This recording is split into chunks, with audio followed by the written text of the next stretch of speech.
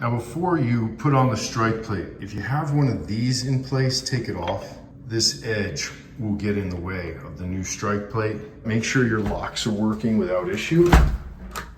So the strike plate has various punch outs. You want to get the strike plate centered. So you've got these 3 screws between your 2 locks. We'll punch out this one and leave the others in place. This rounded edge to go on the edge of your jamb. Push this edge up against the stop. Get them centered over your holes. And just use short screws. We're just gonna put it in place and make sure the door can open and close. And you wanna get your knob to engage first. You don't want it, super tight. It's gotta be a little wiggle room in there. But you don't want it so loose that the door is shaking back and forth. The deadbolt doesn't work. We don't want to move this whole thing. But if I push the door in more, the deadbolt will work. And that's okay, because you have all this room. You can grind this metal a little bit. It's better to have this thing too far forward than too far back. If it's too far back, your lock can wiggle around like that. But if it's too far forward, you can always grind this thing a little bit to make it work, because you got all this room here. So I know that's gonna work. So now I will put in the 3.5-inch screws in all of these holes.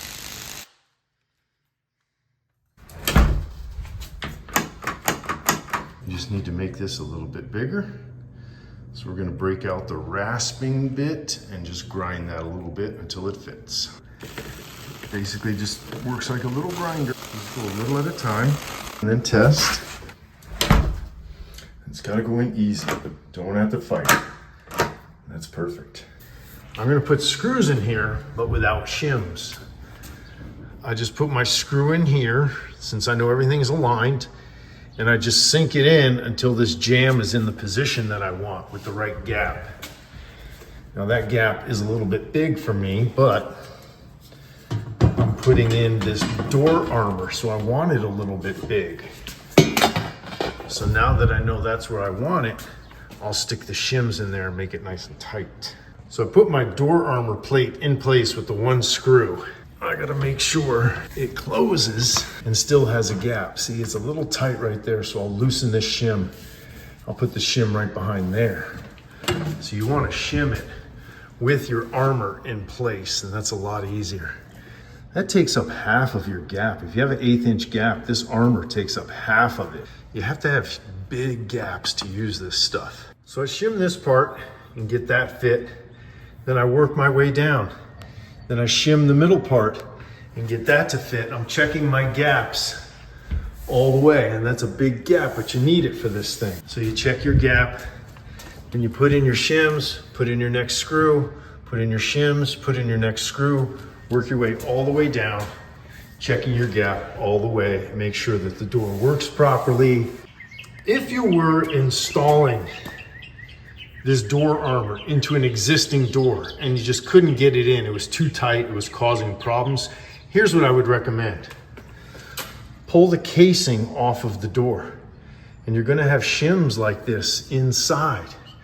Pull them out, and then reset your screws in there to pull the jamb over more so that you have the room to get this thing in.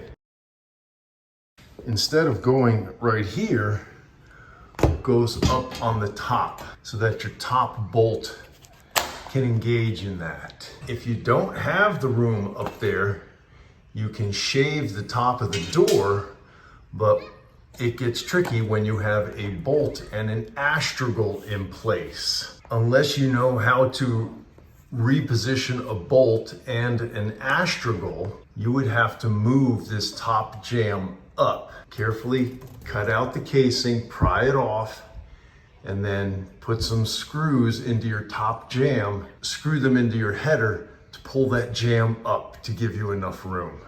If there's a plate up there, if it's mortised properly so that it's flush with the jamb, leave it in.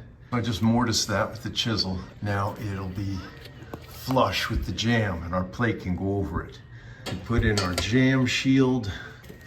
Want to push it up against the stop short screws just to test it. Close the fixed door first. Closes, it's a little snug.